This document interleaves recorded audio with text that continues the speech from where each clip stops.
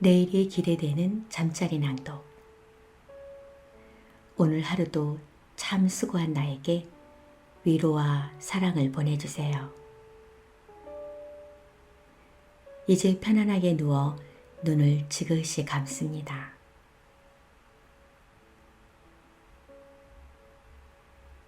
한 초등학교의 학생들은 화요일과 목요일 급식 시간을 즐거운 마음으로 기다립니다. 왜냐하면 그날은 특별한 반찬이 나오기 때문입니다. 그것은 바로 당근.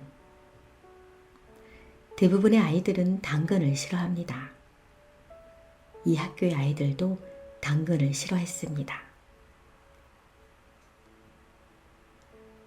그러던 어느 날 행운의 당근이 전교생 중에 단 한 사람의 그릇에 담긴다는 공지가 있었습니다. 와, 여기 있다! 한 아이가 큰 소리를 지릅니다. 이렇게 재미있고 이쁜 모양을 한 당근은 본 적이 없습니다. 친구들이 주위에 모여들고 떠들썩해집니다. 행운의 당근을 찾은 아이는 교내 방송을 통해서 그것이 어디에 어떻게 들어 있었다는 것을 말하고 자기소개를 하게 되어 있습니다. 이런 독특한 먹을거리 교육으로 싫어하던 당근이 아이들 사이에서 큰 인기를 얻게 되었습니다. 매번 당근의 새로운 모양을 생각해내야 하는 조리사는 어떨까요? 어쩌면 아이들이 기뻐하는 모습을 보면서 아이들보다도 더 행복한 기분을 느낄지도 모릅니다. 어린 시절 뽀빠이처럼 튼튼해지기 위해서 시금치를 열심히 먹던 추억을 생각하면서 말입니다.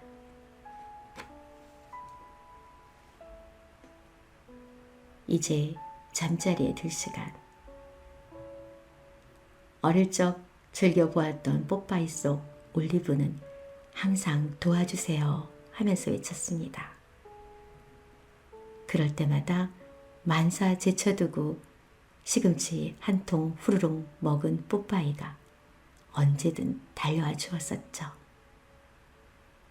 오늘 밤에 뽀빠이를 소환할까요? 잘 자요.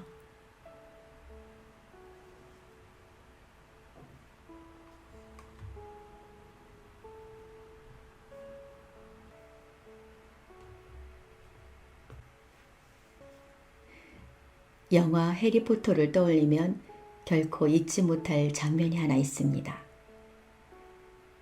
11살 고아 소년 해리가 호그와트 마법학교에 입학하기 위해 런던 킹스크로스역 벽을 뚫고 들어가던 장면입니다. 아무도 들어갈 수 없는 차단된 벽 속으로 해리가 성큼 발을 내디뎌 들어서자 벽 속에는 마법학교로 가는 특급 열차를 기다리는 아이들이 승강장에서 왁자지껄 떠드는 장면이 펼쳐졌습니다. 저로서는 전혀 상상하지 못한 충격적인 장면이었습니다. 그것은 벽이 문이 되는 장면이었습니다.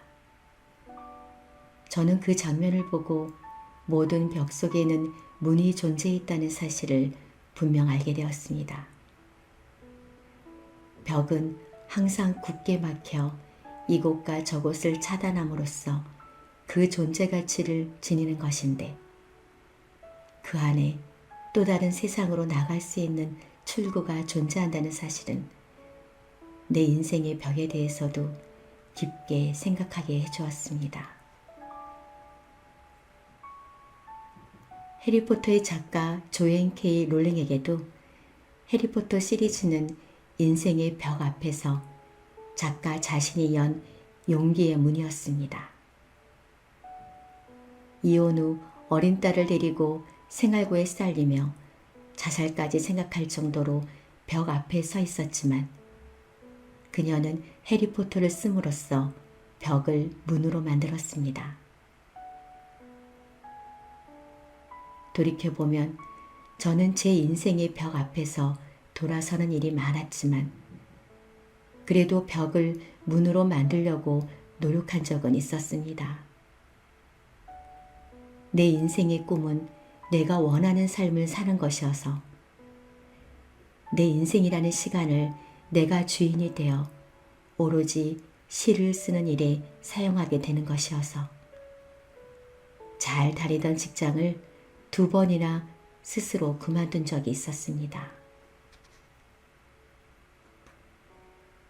처음 사회에 나와 국어교사 생활을 3년 넘게 하다가 정해진 시간에 어김없이 남을 가르쳐야 한다는 사실이 갈수록 큰 고통으로 다가와 아무런 대책 없이 그만둬버린 일이 그 하나입니다. 또 하나는 오랫동안 잡지사 기자 생활로 생계를 이어가다가 그만둔 일입니다.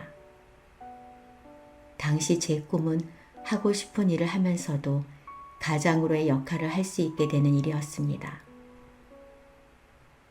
그러나 쉬운 일은 아니었습니다. 늘 생계라는 벽에 가로막혀 번번이 되돌아서곤 했습니다. 좀처럼 그 벽을 뚫고 나갈 용기가 없었습니다. 그렇지만 41살 되던 해에 사라져가는 그 꿈을 찾고 싶어 친지들 모두가 한사코 말리는데도 직장을 그만두었습니다. 지금 생각해보면 그래도 그나마 벽을 뚫고 스스로 문을 열고 나왔기 때문에 보다 자유로운 삶을 살게 된 게 아닌가 싶습니다.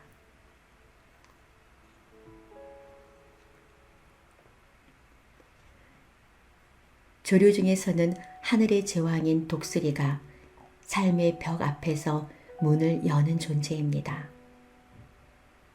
독수리의 평균 수명이 인간과 비슷한 까닭은 늙음과 죽음의 벽 앞에서 독수리가 스스로 새 삶의 문을 열기 때문입니다. 독수리는 30년 넘게 살면 무뎌진 부리가 자라 목을 찌르고 날개의 깃털이 무거워져 날지 못합니다. 날카롭게 자란 발톱마저 살 속을 파고들어 죽을 수밖에 없는 위기에 직면하게 됩니다. 이때 독수리는 본능적으로 이대로 죽을 것인가 아니면 뼈를 깎는 고통의 과정을 밟아 새롭게 태어날 것인가 선택하게 됩니다. 만일 새 삶을 선택하면 6개월 정도 먹는 것도 포기하고 그 과정을 견뎌내야 합니다. 높은 산정에 둥지를 들고 암벽에 수도 없이 부리를 쳐 깨트리는 아픔의 시간을 보내고 다시 새 부리가 날 때까지 기다리는 인내의 시간을 보내야 합니다. 그리고 새로운 부리가 나면 발톱을 모두 뽑아내고 새 발톱이 자랄 때까지 또 기다려야 합니다. 그러고는 그 새 부리로 낡은 날개의 깃털도 뽑아내고 새 깃털이 자라 날개짓을 할 수 있을 때까지 기다려야 합니다. 참으로 견디기 힘든 고통의 과정이 아닐 수 없습니다. 그 과정이 얼마나 고통스러운지 이때 독수리의 몸은 피범벅이 됩니다. 그런데도 독수리는 그 고통의 벽 앞에서 자신을 전부 새롭게 갈고 새 삶의 문을 엽니다. 만일 독수리가 벽 속에 있는 문을 보지 못한다면 결코 인간과 같은 수명을 누리는 새 삶을 살지 못할 것입니다. 우리는 오늘이라는 벽 앞에서 내일이라는 새로운 삶을 위해 독수리처럼 선택과 결단의 문을 열어야 할 때가 있습니다. 그럴 때는 반드시 독수리와 같은 고통과 인내의 과정이 필요합니다. 2007년에 말기암으로 6개월 시한부 삶을 살면서도 마지막 강연이라는 동영상을 통해 전 세계인들에게 희망과 사랑의 메시지를 던진 미국의 랜디 포시그스는 인생의 벽에 대해 이렇게 말합니다. 벽이 있다는 것은 다 이유가 있다. 벽은 우리가 무언가를 얼마나 진정으로 원하는지 가르쳐준다. 무언가를 간절히 바라지 않는 사람은 그 앞에 멈춰 서라는 뜻으로 벽은 있는 것이다.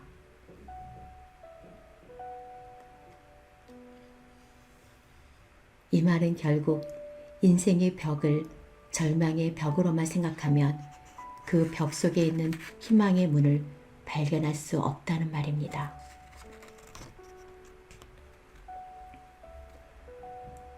벽을 벽으로만 보면 문은 보이지 않습니다. 가능한 일을 불가능하다고 생각하면 결국 벽이 보이고, 불가능한 일을 가능하다고 보면 결국 문이 보입니다. 벽 속에 있는 문을 보는 눈만 있으면 누구의 벽이든 문이 될 수 있습니다. 그 문이 굳이 클 필요는 없습니다. 좁은 문이라도 열고 나가기만 하면 넓은 희망의 세상이 기다리고 있습니다. 그러나 마음속에 작은 문 하나 지니고 있어도 그 문을 굳게 닫고 벽으로 사용하면 이미 문이 아닙니다. 문 없는 벽은 없습니다. 모든 벽은 문입니다. 벽은 문을 만들기 위해 존재합니다. 벽 없이 문은 존재할 수 없습니다. 오늘은 제가 쓴 시 벽을 함께 읽으면서 내 마음의 벽에 있는 문을 한번 생각해 보시길 바랍니다.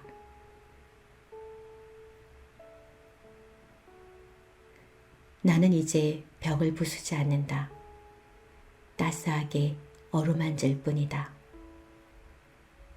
벽이 물렁물렁해질 때까지 어루만지다가 마냥 조용히 웃을 뿐이다.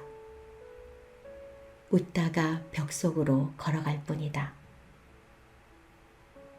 벽 속으로 천천히 걸어 들어가면 봄눈 내리는 보리밭길을 걸을 수 있고, 섬과 섬 사이로 작은 배들이 고요히 떠가는 봄바다를 한없이 바라볼 수 있다.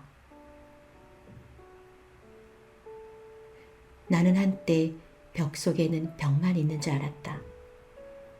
나는 한때 벽 속의 벽까지 부수려고 망치를 들었다. 망치로 벽을 내리칠 때마다 오히려 내가 벽이 되었다. 나와 함께 망치로 벽을 내리치던 벗들도 결국 벽이 되었다. 부술수록 더욱 부서지지 않는, 무너뜨릴수록 더욱 무너지지 않는 벽은 결국 벽으로 만들어지는 벽이었다.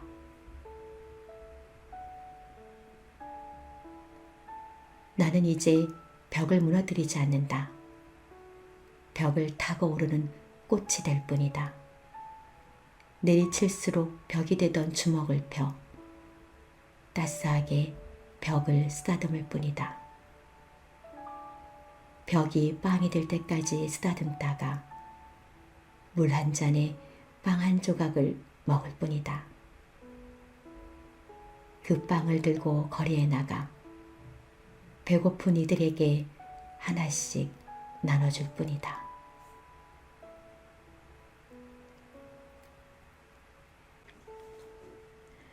이제 잠자리에 들 시간. 11살 고아 소년 해리가 호그와트 마법학교에 입학하기 위해 런던 킹스크로스역 벽을 뚫고 들어가던 그 장면을 상상하면서 좋은 꿈 꾸세요. 잘 자요.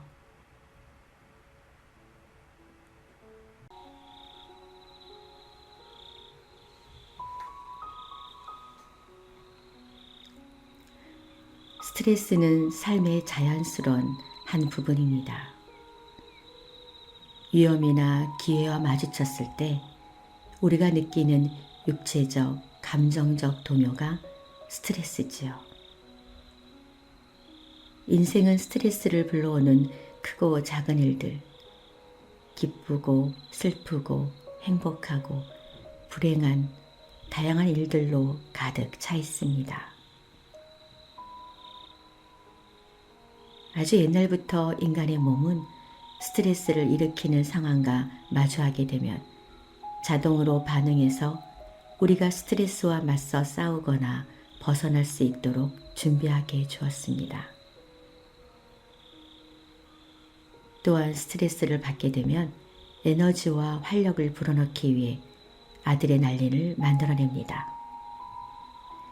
감지된 위협의 정도에 따라 목소리가 떨리거나 손바닥에 땀이 나는 것처럼 가볍게 반응할 수도 있고, 근육이 경직되고 숨이 가빠지고 공황에 빠지는 것처럼 심각하게 반응할 수도 있습니다. 스트레스는 용기, 창조력, 생동감을 높여주고 자신이 믿는 가치에 반하는 행동을 할 때 정신이 번쩍 들게도 하지요. 잘못된 것을 바르게 만들고 나쁜 습관을 고치고 삶의 중요한 가치를 지키려고 할 때 스트레스는 행동하게 하는 자극제가 될 수도 있습니다. 하지만 우리 몸이 끊임없이 위기 상태에만 있는 것은 아닙니다. 스트레스에 수반되는 신체적 변화가 단기적으로는 유익하지만 오랫동안 해소되지 못하면 만성적인 분노, 좌절, 두통, 근육 결림, 그리고 심장병 같은 문제까지도 가져올 수 있습니다.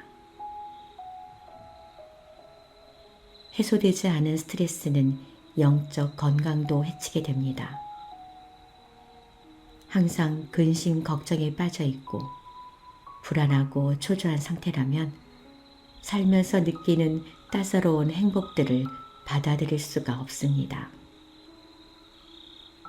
포위되어 공격받고 있다고 느낄 때 마음을 열기란 쉽지 않거든요.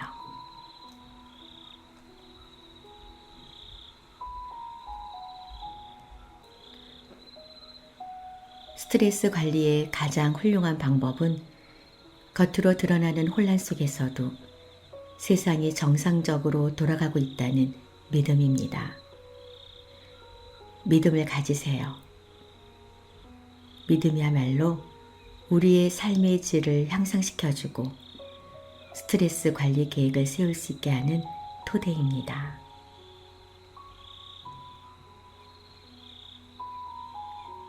이제 잠자리에 들 시간. 스트레스는 저 멀리 날려보내시고요. 편안한 잠 이어가시기 바랍니다. 잘 자요.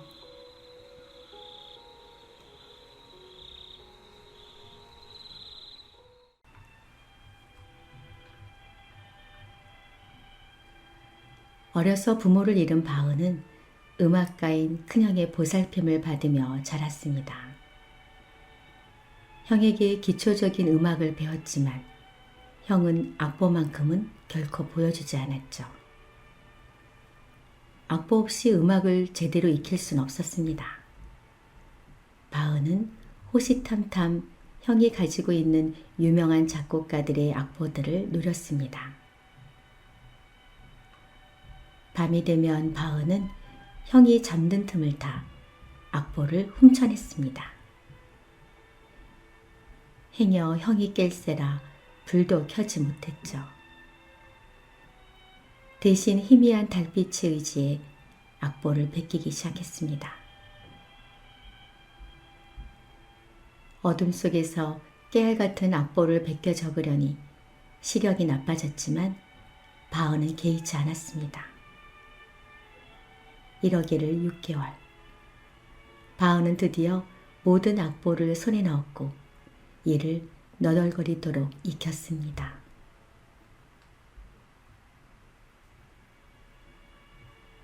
핸델의 아버지는 아들을 법률가로 만들 작정이었습니다.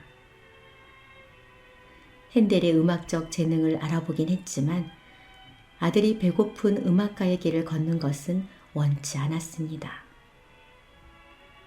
아버지는 핸델이 음악을 하지 못하도록 갖은 방법을 동원했습니다. 심지어 음악을 가르친다는 이유로 학교에 보내기조차 꺼렸죠. 그러나 핸델은 이미 음악에 매료되어 있었고 어떤 것도 그의 열정을 막을 순 없었습니다. 핸델은 몰래 악기를 구해다 밤이 되면 다락방을 올라가 소리를 죽여 연습했습니다. 이렇게 음악의 아버지 바흐와 음악의 어머니 핸델은 온갖 어려움을 극복하고 서양 음악의 시초로 우뚝 설 수 있었습니다.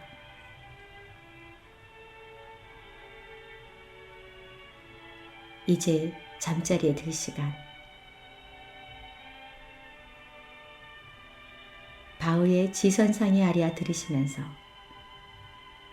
잘 자요.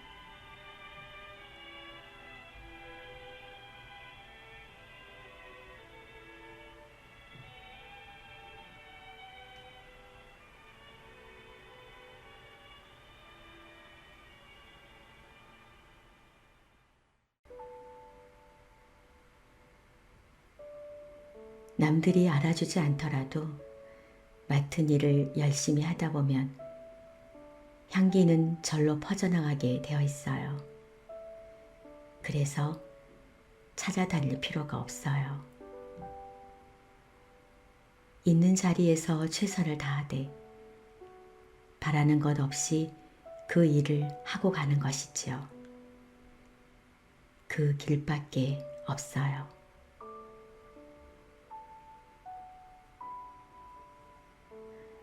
삶이 도저히 풀어낼 수 없는 거대한 수수께끼처럼 느껴질 때가 있다.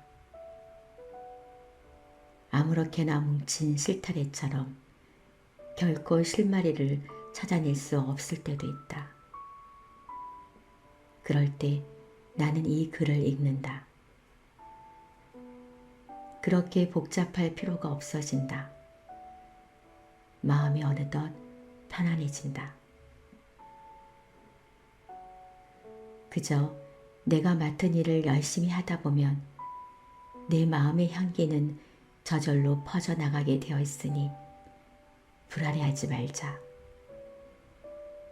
굳이 인공의 향수를 듬뿍 뿌려 내 삶을 화려하게 꾸미지는 말자. 스스로를 다독이게 된다. 있는 자리에서 최선을 다하되 많은 대가를 바라지 말자.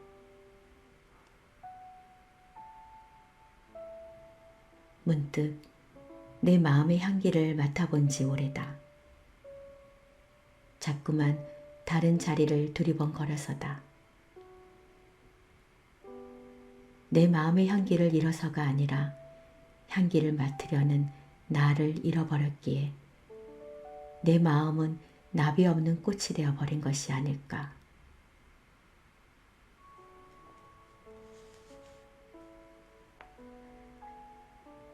당신이 살아있다는 것만으로 당신의 가장 아름다운 향기를 알아줄 사람. 그 사람이야말로 당신의 진정한 멘토다. 불안해하지 말자. 우리는 살아있다는 것만으로도 이미 각자의 가장 아름다운 꽃을 피웠으니까. 우리는 이미 가장 향기로운 꽃을 피웠다. 그러니 이 향기가 어디까지, 언제까지 퍼져나갈지에 대해서는 마음을 놓아버리자. 동전을 뒤집듯이 모든 꿈을 샅샅이 헤집어 놓지 말자. 어떤 꿈은 그저 꿈인 채로 내버려 두어야 아름다울 때도 있으니.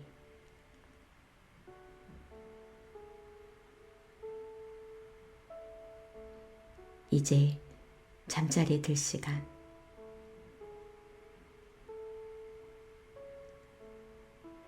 당신은 살아있다는 것만으로 가장 아름답습니다. 잘 자요.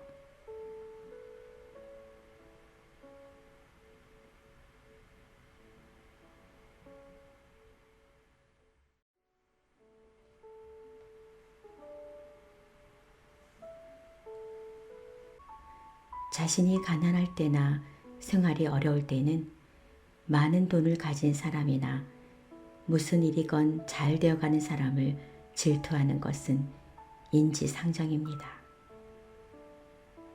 하지만 질투는 부와 행운 그 자체에 대해 부정적인 감정을 갖는 것이어서 그것이 잠재의식에 새겨지면 당신 자신을 부나 행운으로부터 멀리 떼어놓는 결과가 됩니다. 그럴 때는 어떻게 하면 좋을까요?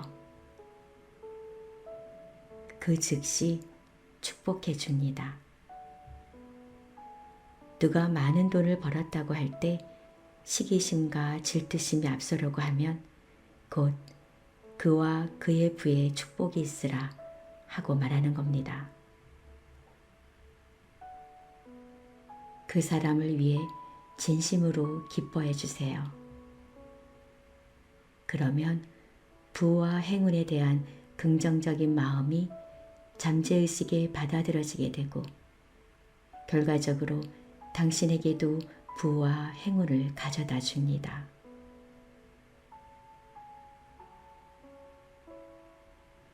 하지만 축복만으로는 부족하다고 생각하는 사람은 덧붙여 자신을 위해 기도해도 좋습니다. 그가 큰 부를 얻었다고 한다. 그와 그 부에 축복이 있으라. 그리고 나에게도 행운이 곧 찾아올 것이다.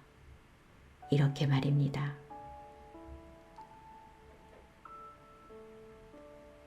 주식으로 돈을 번 어떤 사람은 종종 남도 좋아라, 나도 좋아라, 나는 남보다 조금 더 좋아라 하고 기도했다고 합니다. 이 기도는 부정적인 말, 부정적인 생각이 조금 더 섞여 있지 않으면서도 지극히 인간다운 마음입니다. 이러한 기도를 하는 사람이 일이 잘 되고 인생이 잘 풀리는 것은 당연한 결과라고 할 수 있겠습니다. 다른 사람의 행운을 진심으로 축복해 주십시오. 그것은 자기 자신에게도 행운을 끌어들이는 일입니다.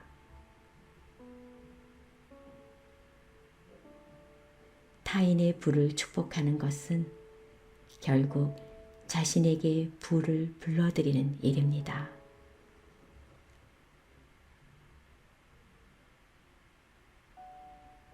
이제 잠자리에 들 시간.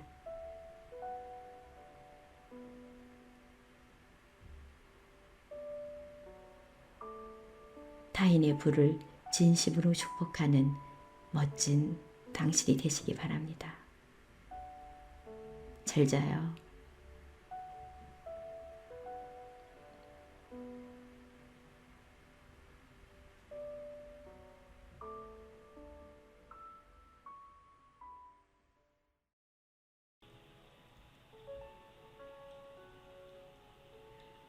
한 아이가 난처한 얼굴로 어머니에게 말했습니다. 모두가 싫어하는 아이한테 생일 초대를 받았어요. 정말 가고 싶지 않은데. 가지 않아도 되죠. 선물 사기도 뭐하고. 그러나 어머니는 그래도 꼭 가야지 하면서 과자를 구워서 아이에게 주었습니다.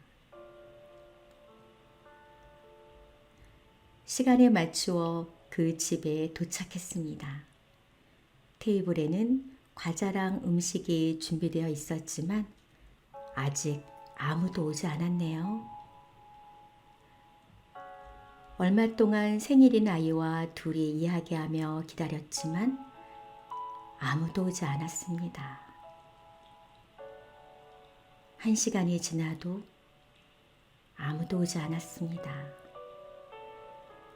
생일인 아이는 울 것 같은 얼굴을 하고 있었습니다. 그때 생일을 맞은 아이에게 말했습니다. 우리 둘만 있으니까 케이크도 과자도 우리 마음대로 다 먹어도 되잖아. 둘은 웃으면서 과자랑 케이크를 정신없이 먹기 시작했습니다. 집에 돌아온 아이가 어머니에게 말했습니다. 생일 파티에 나 혼자만 왔어요. 하지만 정말 즐거웠어요. 같이 놀아보니까 아주 좋은 아이였어요. 최고의 생일 선물을 전해줄 수 있어서 참 잘 되었구나 하면서 어머니는 아이를 꼭 껴안아 주었습니다. 함께 있어 주는 것만으로도 행복을 주는 큰 선물이 될 수 있습니다. 사람은 혼자서 살아갈 수 없는 존재입니다. 누군가가 나를 필요로 하니까 살아갈 수 있는 것이라고 생각합니다. 당신 주변에 혼자 외롭게 있는 사람은 없습니까? 그 사람이 필요로 하는 것을 줄 수 있으면 당신도 즐거워질 수 있습니다. 이 이야기의 어린아이처럼 말입니다.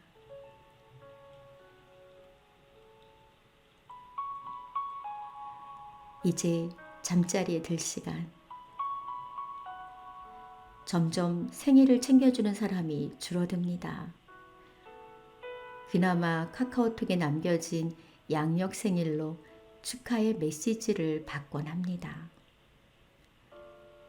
그럴 때 저는 양력이 아니라 음력 생일이에요 하기가 민망해서 감사합니다로 응대합니다. 그런데 나는 누군가의 생일을 얼마나 챙겨주었던가 생각해 봅니다.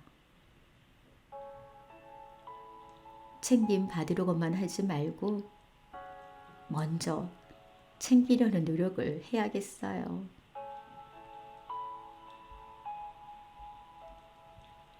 잘 자요.